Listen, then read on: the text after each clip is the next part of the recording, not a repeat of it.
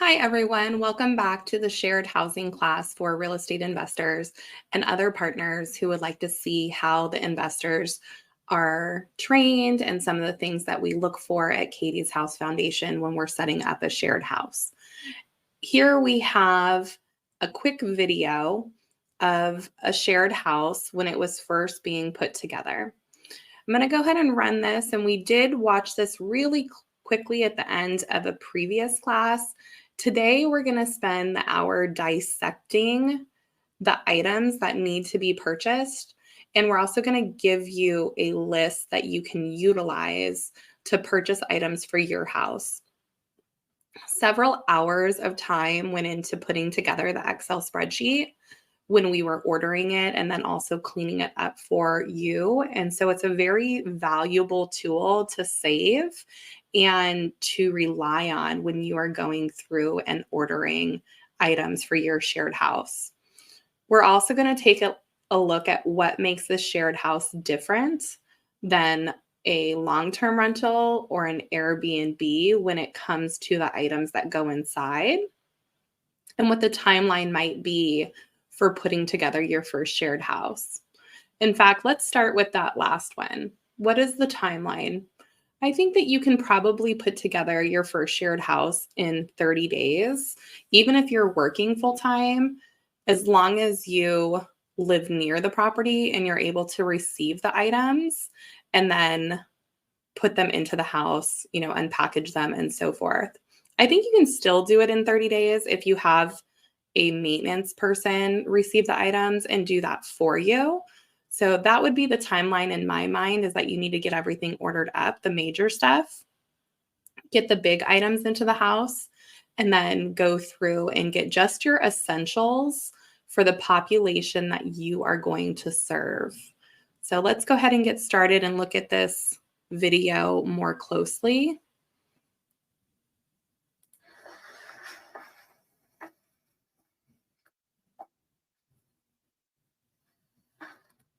So what you can see right here, right out of the gate, is that there are two very basic beds and that they have a metal frame. This is not a wood frame, which bed bugs are attracted to. I used to own a pest control company and we specialized in bed bugs. And I will tell you that is one thing that you are going to want to be aware of when you deal with people who may be coming out of a transient situation. And so you'll see later on in the trainings that we ask if they have bed bugs or lice and if they need any help with that. And that's just because some people will tell you yes, and they don't want to bring it with them. It's not going to come up very often. However, we do have protocols in place, which you will see in our standard operating procedures in later trainings. And so you can imagine, if you just make your money work for you wisely by getting affordable metal beds, which still work great. I think this bed frame here is about $69 at Walmart. And then this mattress here is $89 at Walmart too. And we're going to go through that list later on. And then you have, the nightstand. So there's one for each bed. And then there's, of course, a lamp for each bed. You don't need these large kinds of lamps. And that's one thing that you'll find in this training over the 12 hours. I'm going to tell you the things that, in our opinion, you don't need. And so I want you to be very aware of that so you don't spend money or just kind of take on stuff that's going to take up room and be a time stealer for you, as far as now you might have to, take it out of the house. So these are, we've learned through failure, really, right? That's part of being a business owner. And we're trying to considerably cut your learning curve.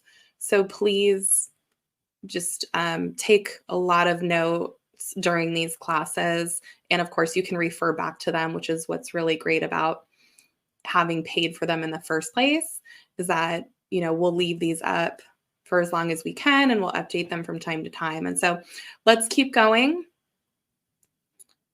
And you'll see, of course, that there's hampers here.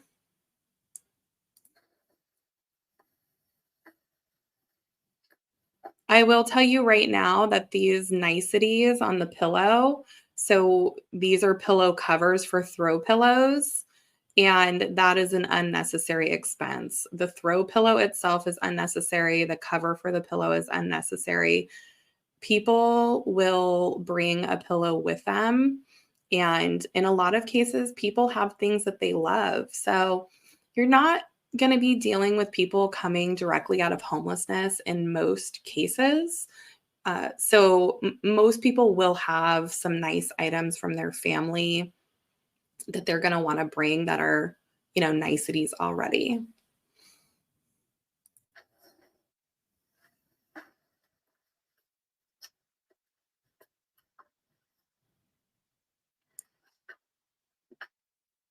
So right here, what you're seeing, these are actually miniature safes that we attach to every dresser. And then there's a barrel key that goes with that safe that our maintenance crew has, or our property manager. There's only one copy of the barrel key for each safe. And each safe has a pin pad, so a key code that every resident can set themselves. And then they can put their wallet inside of there and their cash. And let's say that they have a wedding ring or a ring from their grandfather or something like that. That's really cool to have that. It is an additional expense. I believe those safes are $36. And also the time that goes around the safe, because people need to be trained on how to use them as far as your own crew. I don't think in hindsight that this is really necessary. And I'll just leave it at that. It is, people do like having it. However, from an operational perspective, the cost and the time around that, and then managing the barrel keys, several of them can be time consuming. So I just think, if we did it again, we probably would not order those unless it's sober living. And this house actually was sober living. It still is sober living, but we've dialed back on, we don't let people in anymore that are less than 30 days sober. So because of some things that we learned about the location of this house, we're now letting people in who are further along in their sobriety journey for this particular location. And so with that maturity comes, really, they're not stealing from each other. So these are the nuances that we need to talk about when we purpose a house. And we will do an entire training on sober living and sober houses, because there is a lot of revenue that can be made. And, there's a lot of people that are suffering with drug addiction, in particular painkillers and opioids. So that is something that the United States really needs. If you look, there might only be a handful of houses in your huge city, right? There might be 200,000 people in your nearest city and maybe 5 sober houses. And that's a really good opportunity to have more sober houses, but you need to know how to operate those effectively and efficiently, and also staff people who are going to provide drug testing if you're going to deal with people who are just really straight out of a detox. Okay. So let's keep going.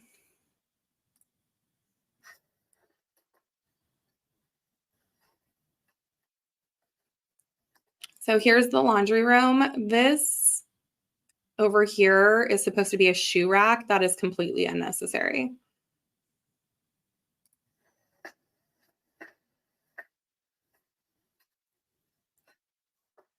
So looking here, right, washer, dryer, these are just your basic appliances for a couple $100 each. If you can get them from scratch and dent, that's ideal, because it's no big deal if there's a scratch on the front or a dent on the side, as long as they are functioning at optimal, capacity, almost like new, really. And of course they should be clean. The things that I want to point out in here are, of course, this laundromat is unnecessary. It's a nicety. But what is absolutely necessary in this room that we're looking at is this sign right here that says, please take out your lint in between each load. So that reminder, for some people, they've never had a washer or dryer before in their house or had to wash and dry their own clothes themselves. And so that's just a really helpful reminder. Okay, let's keep on moving. This rack is nice. Buying a couple of these cleaning supplies for when the house is first started. That's nice. Once the house actually gets going, then the people need to pay for their own supplies. And if you have a house manager who is going out and buying that for the entire house, then what you may want to do is have everyone give the house manager $5 every Sunday. And then they can put that in a petty cash area. And when they run out once a month, they can buy for the entire house, the laundry soap and the dish soap and the tinfoil. Or, of course, people can just be responsible to pay for it themselves and not use anyone else's stuff. So you really need to think if you're going to have each person paying for themselves, which is probably the best way to go about doing it, unless, again, the house really needs to cater to a certain population who they are unable to go out either physically, if they're handicapped or they don't have vehicles, or they don't have driver licenses, right? So this is how you need to think about setting up your house, depending on who the population is. Is there going to be a house president who's unpaid? Is there going to be a house lead, otherwise known as a manager, who maybe is paid and they need to be tasked with handling money on behalf of the foundation or on behalf of the LLC? Or is neither of those options? It's just going to be, hey, this is housing for, you could say, for college students, right? Or even for people on a fixed income, and they have the ability to go out and pick up their own tinfoil and their own laundry soap, and they can keep that stuff on a shelf, maybe where that shoe rack was, and they would put their name on it with a black marker, right?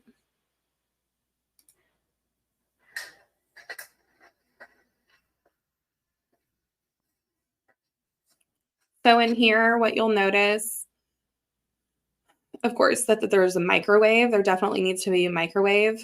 I don't believe that you need to have a coffee maker.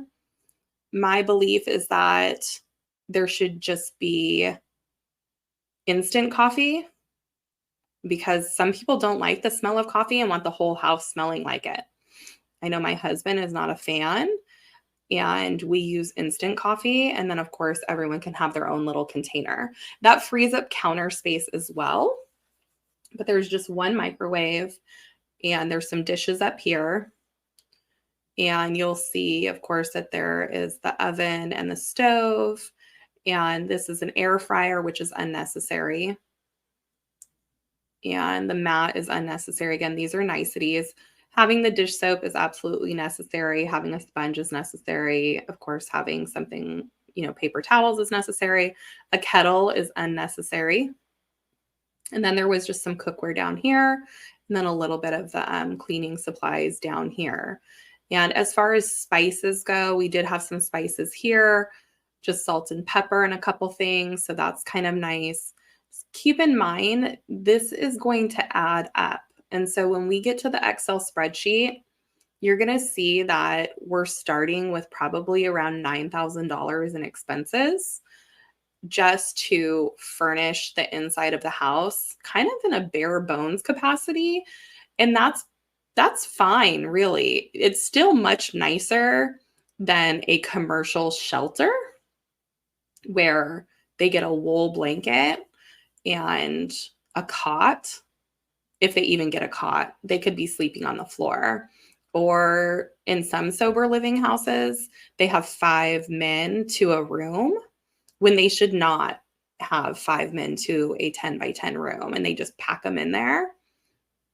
So we're already starting out with a really great house because it's going to be clean and it's going to have relatively new or in good condition appliances. The kitchen has a dishwasher. That's an absolute necessity because of viruses and bacteria. So you definitely want to have that in your house rules, that everyone needs to use the dishwasher and, load their own dishes, of course. And then if there's house chores, maybe somebody can unload those once they're clean. So again, making sure that the house is in a nice, safe B-class neighborhood and the house itself has been either recently renovated or it's just very well kept. So that way you're starting out with a nice slate to put, a few things into the house. So you'll see here there's a fire extinguisher, and this is also a evacuation plan, and that's just in a little like plastic cover that is taped to the wall with that double-sided tape. So you do need to have these items in case your house is inspected.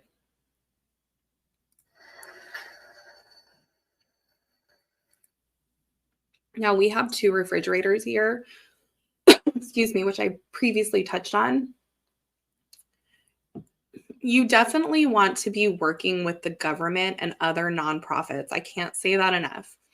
If you can align yourself with nonprofits who raise money or save people, but they do not have the housing, therefore, they need to work with people like you, which there's not very many of us who are calling nonprofits and saying, I will let you use my house. There's just not. Investors are not taking the time and the effort to make that phone call and develop that friendship with those people who are in charge of the money at the nonprofits and who are in charge of placing people inside of safe housing situations. And so what I'm getting at is that I don't think you need 2 refrigerators to start with. I think that having just one regular size refrigerator is necessary, and you can add a second one or a meat fridge later on. And then you can tag the areas of the fridge with a sticker if you want to, have bed letters, which we previously discussed, A, B, C, things like that, so people know where to put their belongings.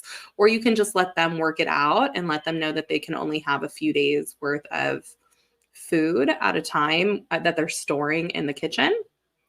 They really shouldn't store food in their bedrooms because of, bugs and anything else. You just don't want the sugars and all that kind of stuff getting spilled and ruining stuff. But having this kind of a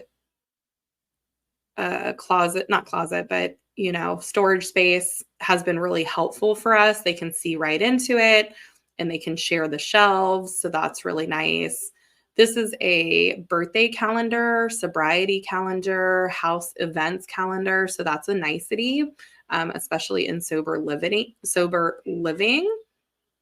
But also if you had human trafficking, or if you had a domestic violence house, the women or people might want to know where the other people are. And so they can put their schedules, or they can put if they're going out of town. So if somebody is going to be gone for a few days, then everyone in the house knows and they're not worried about if they were disappeared. Let's keep going. Oh, I do actually want to tell you. So this is a door down to the basement in this particular house. If being a sober living house under 30 days of sobriety, we wouldn't want people going down here and doing drugs and hiding down there. I will tell you that there's a basement down there, unfinished, and it has a window. And when we exited somebody, they actually did break into that window and go down there and make a bed on the dirt. And people upstairs could hear them. And of course, they were scared by this and startled by this. And this door is generally It doesn't have a permanent lock. It just has another kind of lock because it is in case of, for shelter, like a hurricane, it would be necessary for everyone to go down there. So what I would recommend is that you have an alarm on your basement if someone can ever go down there. So if someone does go through a window and get inside, it'll trigger that alarm just as if they were in the kitchen.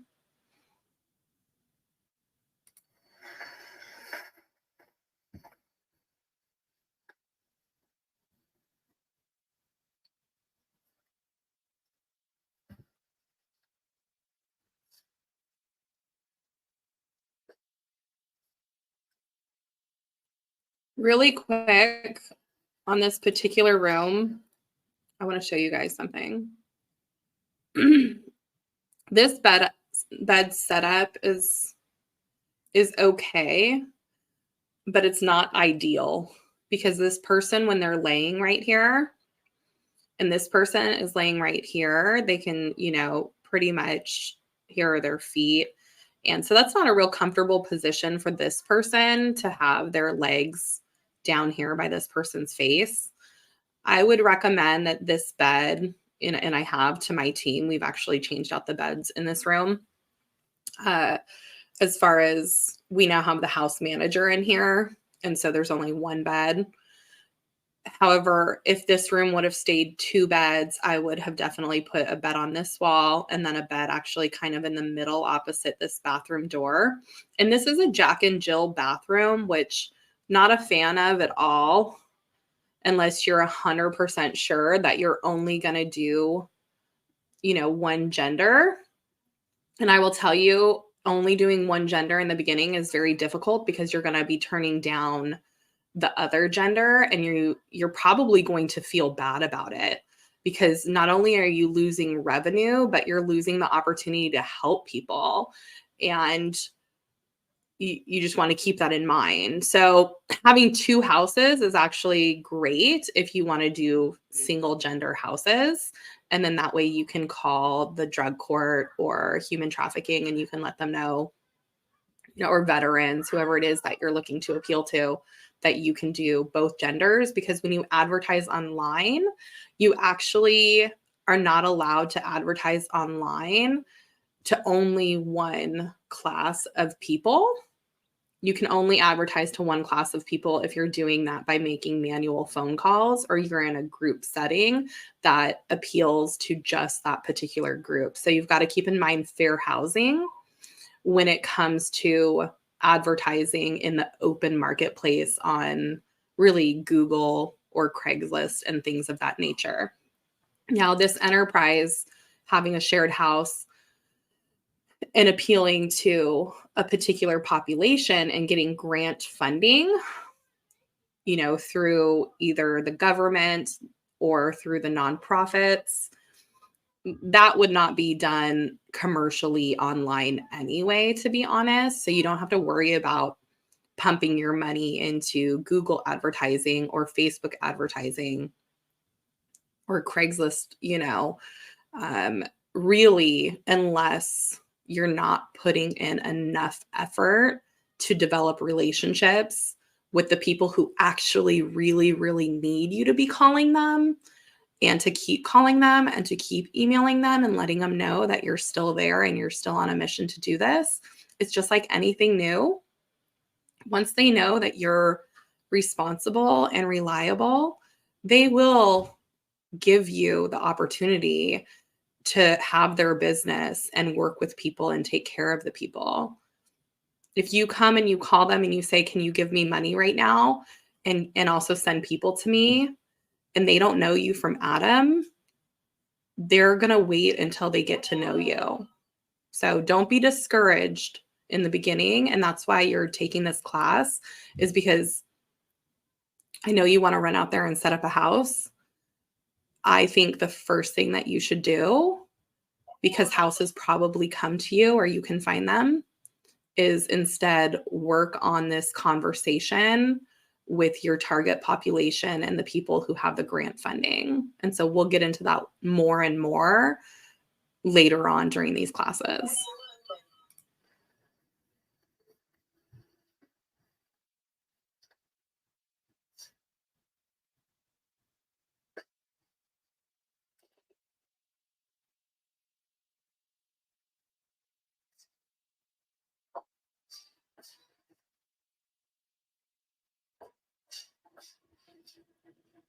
So there's something here that you guys should note.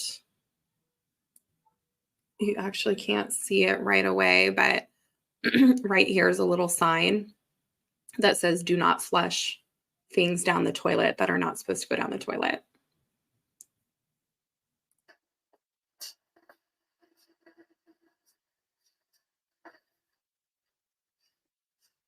So this is a big closet and it's actually our house closet. And so what that means is that it has cleaning supplies for the house that we started them off with. But in order for someone to access those cleaning supplies, they're not allowed to walk through these bedrooms, if people were asleep in them or changing, things of that nature, which makes sense that we have the house manager attached to that room. She wanted to be attached to this larger bathroom and also the kitchen. And so this just happened to work out. I just want you to know that, you should have a closet, of course, for just normal house stuff that people can access, which is different than a maid's closet that you might want to lock off. That would have, if you have a sober living facility, it would have drug test in it. So for providing tests to people randomly and things like that.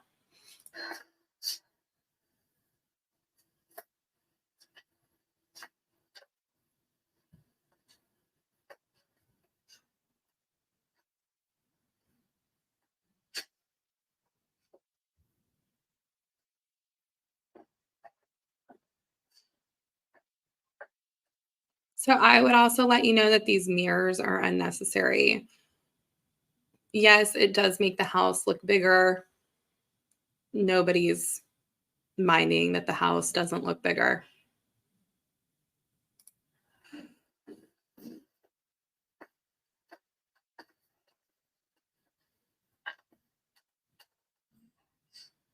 I want to talk to you about the closets. You can see that we put about 10 hangers on each side of the closet.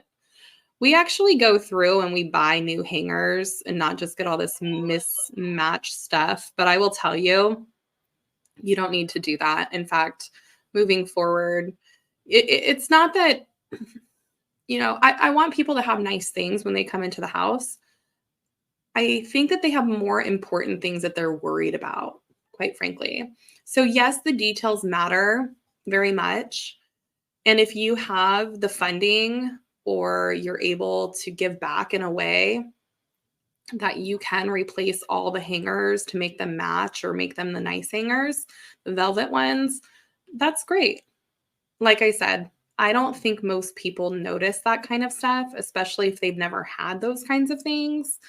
The other thing that I will tell you about, so what I'm saying is if you have people donate hangers and they're clean, but they're not all matching, that would be perfectly acceptable in my opinion. What would you think if somebody is letting you come to live in a nice clean house and your hangers don't match? You're probably not going to mind. These are bathroom caddies.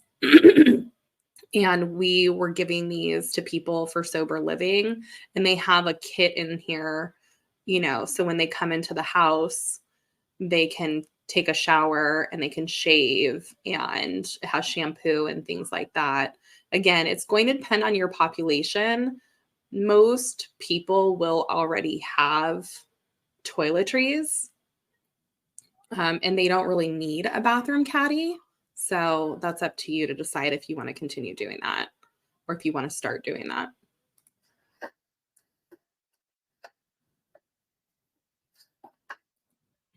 I want to take a minute here on this mail corner.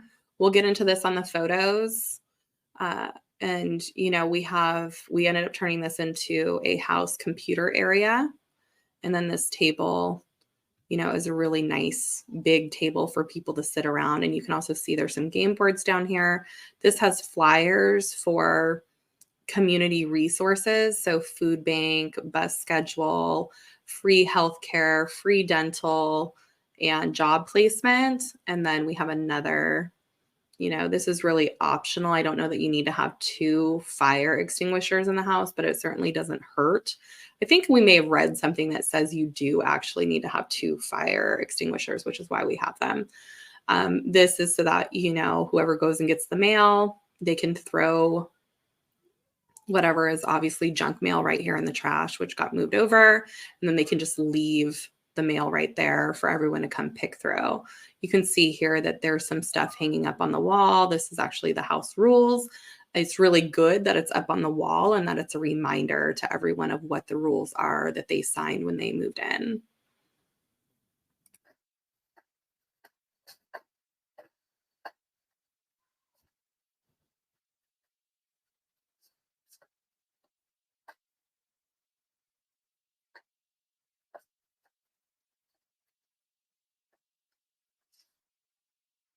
So this is a locked maid's closet. And when we say maid's closet, we mean just stuff that really it's only open to the house manager and to the property manager. And then the maid should be bringing her own cleaning supplies, to be honest.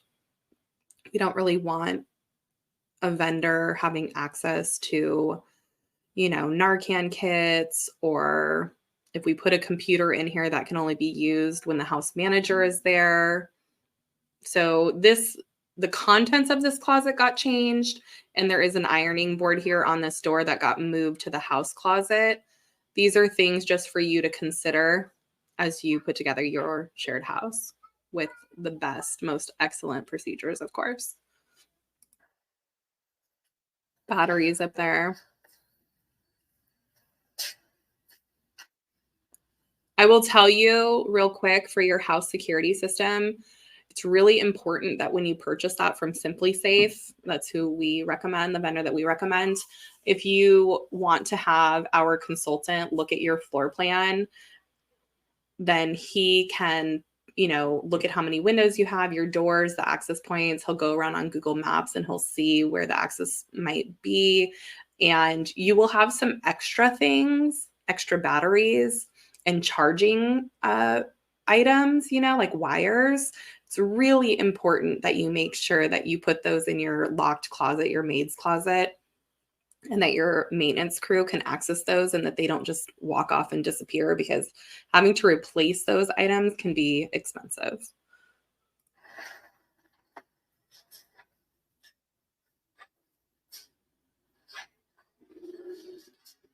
Oh, and there's something really important right here too.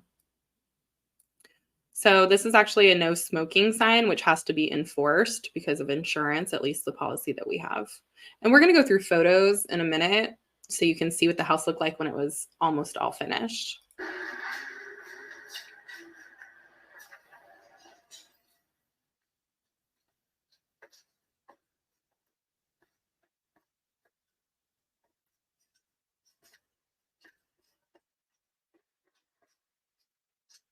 Now, this actually got changed into having two beds. So there's now a bed right here, and then there's a twin bed over here on this side. So the feet do actually face each other in that case. And at least it's not with the person's head at the person's feet, right? Both of their feet actually face each other, So the beds are on opposite walls with the headboards on opposite walls.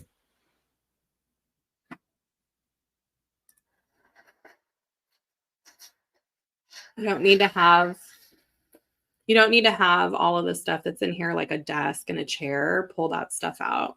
All you need to have is the bed, the single bed, and the dresser and the nightstand.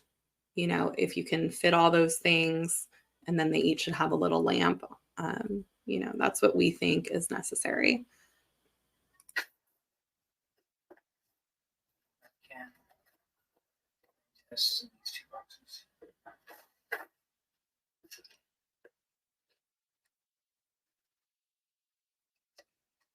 You will probably learn that the house manager, whether they're paid or not paid, wants their closet to be locked or their bedroom door to be locked.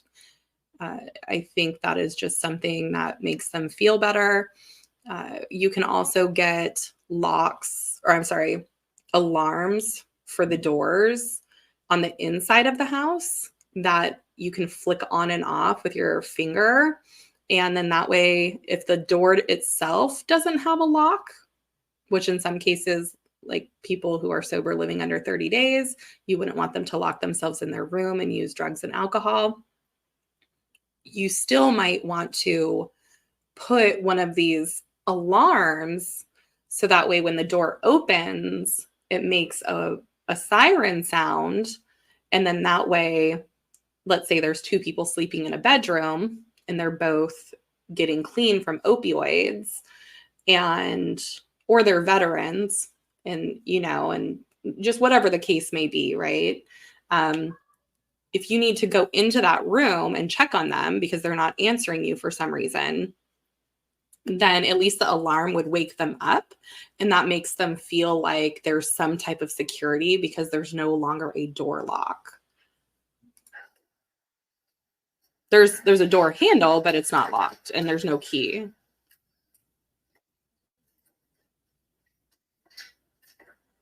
And so it's really good to have a big open space like this where people, if there's 8 or 10 people living here, they can congregate in this space, they can congregate in this space, they can play board games, they can have a house meeting and things like that. So here is the video, which is complete. You guys have now seen what it looks like, and it's nice, airy, bright. It's not dark and dingy and dreary. You would never want that. You do need the shades on all the windows. You need to go around and make sure that the windows open. Check every single one of them. Have your inspector check. Make sure that the vents are working so that way you're not replacing vents for $350 later. All of these things are really important if you want to, when you do invite a judge over or anyone from the city or the nonprofit, everything is in good order. You've already addressed any potential bedbug concerns, and really you're just heading off everything at the pass. And let's move on now to looking at the photos. Actually, we'll look at this floor plan really quick. So this is what I was talking about with the security, is that if you provide a sketch like this and email that over to our team, the general box is Katie's House Foundation at gmail.com. Then just request that we have a security consultant let you know what you need for how many, alarms, if you want to get it through Simply Safe, because we don't want you having to pay $3,000 and get yourself into a long-term lease with Vivint or another company if you don't need to. If you can get away with paying $700 and then having no contract whatsoever in case you need to change locations, you just take the stuff with you. So this is what we would need. You can see, right, all the dimensions. This is really helpful for people when you're talking to them about your house. And when you put it up, for if you have to put it up for sale or lease later on. So this is what the house looked like when it was almost complete. This is what it looked like when it started. I wanted you guys to see that because this is what it would look like if it was an Airbnb, where you would have, a queen size bed, a queen size bed, a queen size bed. And that would not work for shared living. And you can see this was a twin bed or a single bed here. So those had to get pulled out. And then we just needed several single beds to go in and the appliances. So all of the contents are insured. So if you arbitrage a house, then the person who owns the house would have to insure the structure, but you would want to have insurance on the contents because you have bought those and you have sold those. We will get into how to finance the contents in other classes as well, so that way you don't have to do that out of pocket. And this house was actually had some reno done to it. So this sunroom was turned into a bedroom, and this one was turned into a closed-in laundry room. And then over here we have a nice patio, and out here we have a patio. So moving on now to look at the photos of the house when it was finished. So let me start with the living room because you guys have already seen it to some degree. So you can see now that we have, the fire extinguisher up here. This is a nicety, not necessary if you don't have the money for it. this probably gets put away somewhere every day, get collecting dust, right? This is another one of these types of plastic, um, something to put a flyer in and say that the house is a certain type of house. And so this was saying that the house was getting certified for the National Alliance of Recovery Residences. So when people walk in, or if the police were to come in, and we could say, somebody needs to be removed from the house because it's not a landlord tenant situation in that case when it's a sober living house. So that's why it was up here. Now this house, and for NAR, I believe it's in all the states that do a NAR cert, you have to be operating at 50% capacity for 60 days before they'll come in and actually do an inspection and certify your house. So what we learned is that you can't really have this up permanently until it's certified, but it was good to have a spot here for this kind of thing. And then of course, this is the exit sign that it glows in the dark. So that way, if the house gets a pop inspection and they turn off all of the lights, they can see that that is to code and that it's not a cheap, cute little exit sign, which I know people use those and they buy those.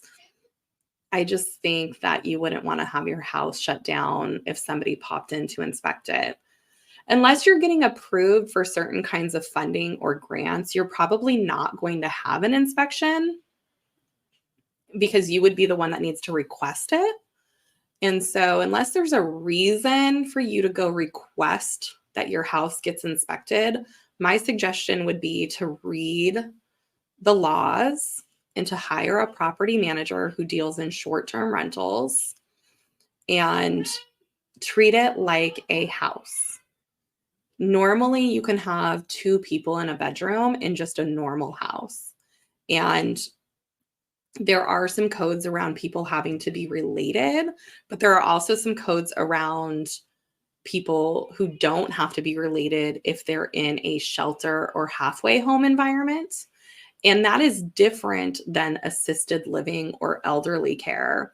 And it's also, different than saying that you do a level 3 detox facility, which would be a commercial enterprise where that would be much different.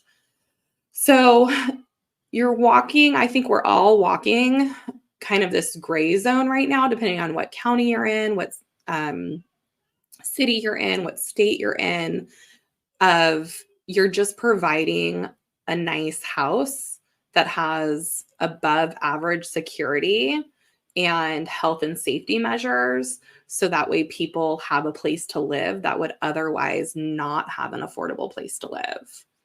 So people do rent rooms out, right? They rent by the room on Craigslist.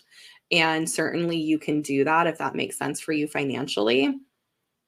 And then putting 2 people in a room would be for people who are accustomed to that and for the governments and nonprofits who absolutely need that. Think of just the amount of immigrants in the United States right now who are living in the subways or cruise terminals. And the cruise terminals are actually getting flooded during winter and they're getting displaced. So trust me when I say that you are helping out the city and the government by providing your house to those people. But don't go asking for, a whole lot of inspections unless you need them. Definitely, if you know that you need an inspection, request it and follow all the check boxes. So I'm going to keep moving along here. We'll go through this so you can see that we have a couple niceties here.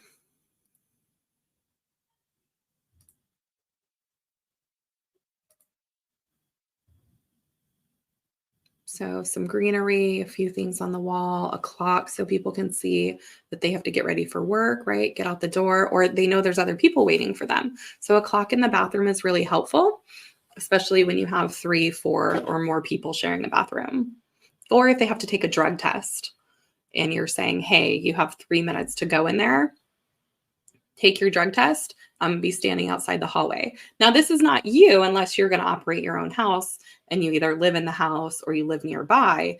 It's probably a property, or not a property manager, a house manager or a house lead who's standing outside the door right here counting down on their cell phone for them to come out, and then they're going to leave the cup here on the counter, and you're going to wait for it to pop up with some kind of a color. Anyhow, that's specific to sober living. You can see here, these are the dressers that we went with. And here is the safe that's attached to the dresser. And then the laundry basket is also a necessity, in my opinion. Now, these dressers we purchased on Amazon, or you can get them donated if you would like, or if you're able to, if you have the time. We actually were in such a hurry on this one that we just bought them on Amazon. These are cloth drawers, and it's worked out fine. So I think they were about $100 or $80 for this dresser. And we did have them attached to the wall so they didn't fall. I would have to double check on that. But, if you can attach them to the wall, you might want to look into it. I know for a long time they were not, and it was not a problem. So you can see this is how the room ended up getting set up, which is nice. That it's just, they're not having their feet by their heads or anything like that. A little bit of wall art.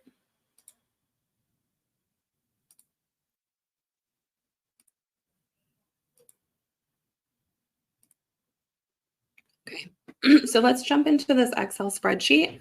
We have about 13 minutes left in this class. I was looking through here to see if there was anything. A couple things that I might point out before we get to the Excel spreadsheet would be that, we had a shower curtain here that was perfectly fine. When you start looking at the design elements of a house and getting into color schemes, I think you've gone too far for shared housing.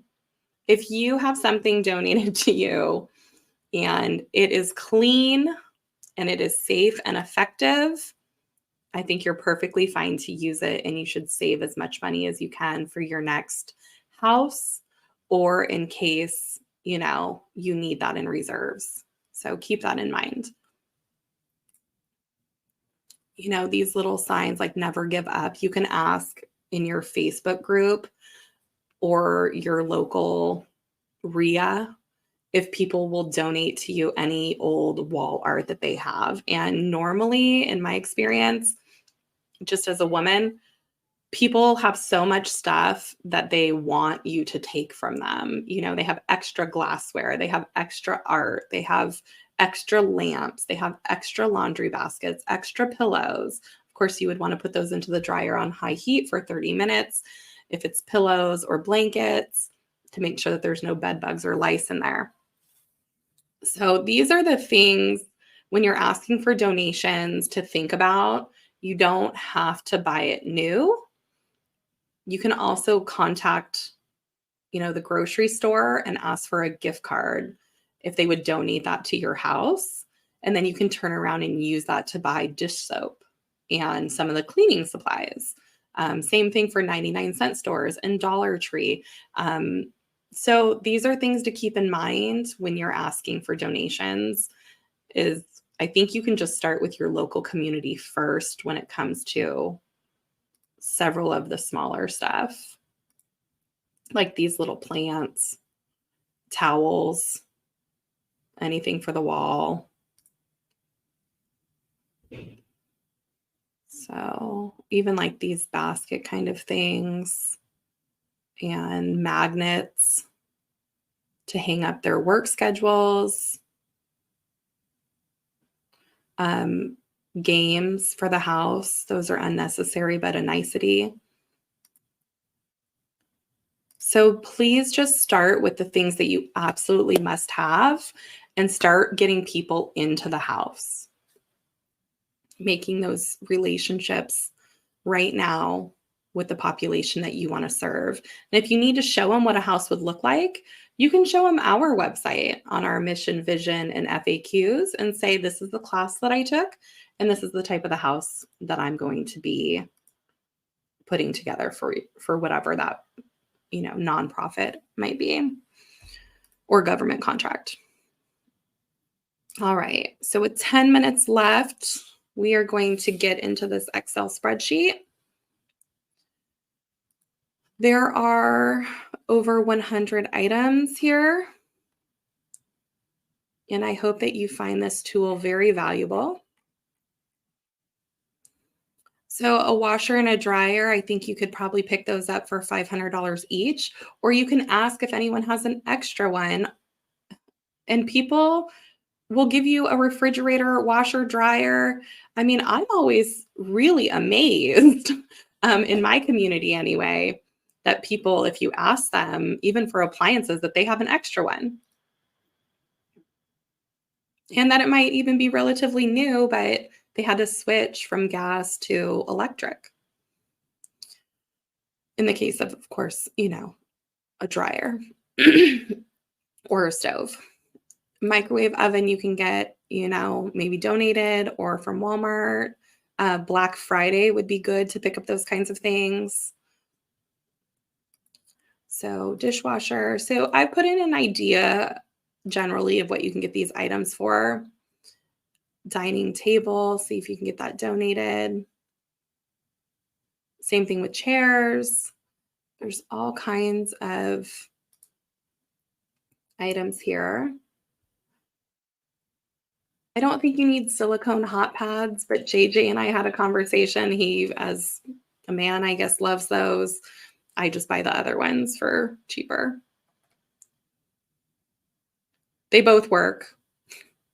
A cutting board, a bakeware set. Again, a lot of people have glassware sets that they will give to you. Join your Buy Nothing group on Facebook, please.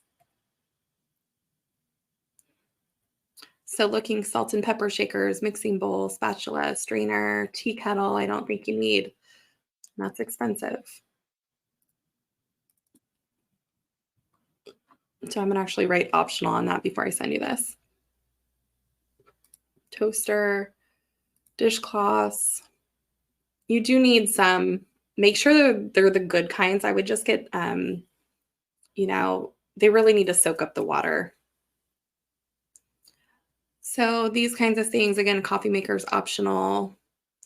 You do need to make sure that you have a set of 8. So maybe not a set, but definitely 8 forks, spoons, knives, a couple steak knives, and then 8 plates and 8 cups and 8 bowls. If somebody does come in your house and you have beds for 8 people and you only have bowls and plates for 4 people, it's a little bit strange, or cups. So that would be my suggestion. Even if they don't match, just try and have at least 8. And if you have 10 people living there or 11 people living there because it's a giant house, you're still going to want to have at least 8. All right, so going through here, can opener, of course, functional. Couches, try and get those without bed bugs or lice. So that would mean probably don't get those, from a friend unless you know the person. Don't pick them up on the side of the road. Make sure that they are not having any insects that you're going to bring into the house and then potentially have people who are upset with you. Coffee table, lamps, chairs, end table, TV stand. Having a TV is very nice of you to do. Certainly it provides warmth and some comfort to people when they want to sit. Most people have a cell phone or they have 2 because they can get them for free from the local government, and they do use those for streaming. So just keep that in mind that you don't need to always have a TV. And then also for a Hulu or a Netflix account, you don't need to put one on there. They will normally have their own logins. If they ask you for one, you might want to have, a Netflix account that they could use. The bathroom mats, I'm a fan of the ones that are like the squishy ones that don't need to be washed to save on water and soap, and then the people having to spend the time and things like that. So if you can get mats that don't have to be constantly washed, that's better. They have those plastic ones that are nonstick. You don't really need an over the toilet shelf, but if you can get something donated to you or inexpensive, just some shelf for the bathroom for things, that's good. You don't need a hair dryer, I'll tell you. That's optional.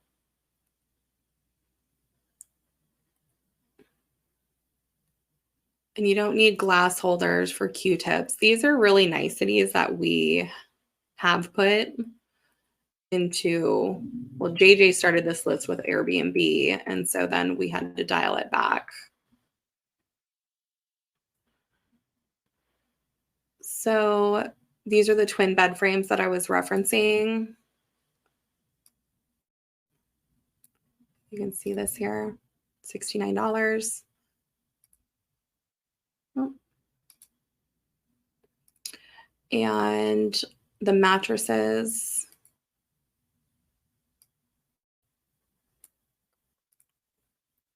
$84 for a twin. And so you just want to make sure that somebody is at the house when these are delivered so that way they can get pulled in right away. It is going to be a lot to set up a house if you have it all delivered as soon as possible. And then, you have to live nearby to go over every day to pull that stuff inside until you have a weekend to go through it and set it all up. It's like moving into a new house, right? So if you've ever set up an Airbnb, you're familiar with that. If it's in a different state, you just want to let your maintenance crew know that you're trying to align all the deliveries on the same day, but you're going to need them to pop over frequently to at least pull it in and then go over for 8 hours on a Saturday and pay them for those 8 hours to just knock out as much as they can. So we have listed everything that we could think of that you might need. Here are some of the whiteboards, baskets. Let's talk really quickly about, plants are a nicety. Narcan kits, we may have already talked about, but you would actually call your local public health department and ask for them if you are doing sober living. The value of those kits, at least in Alabama, is $128. So we have those locked up. And you do have to take an online assessment or tutorial on how to use those. But really, it's just a nasal spray in most cases. First aid kits are really important. We have 2 in each house. And then fire extinguishers, 2 in each house, Narcan kits, 1 under each bathroom sink. And then we have actually a few more that we put in the closet and locked up in case they get stolen. Gloves, in case you need to do a search for some reason or there's blood for some reason. Drug test would be for sober living. Also, I want to talk to you about this smoking sign, just to remind you that you need to enforce the no smoking. You don't want people burning down your house. So that sign, again, is important. Have them 20 feet away from the house in a smoking area. And then the drug test, here's a urine test, here's a saliva test, and here's a breathalyzer. You will want to have all of these if you are doing a sober living facility.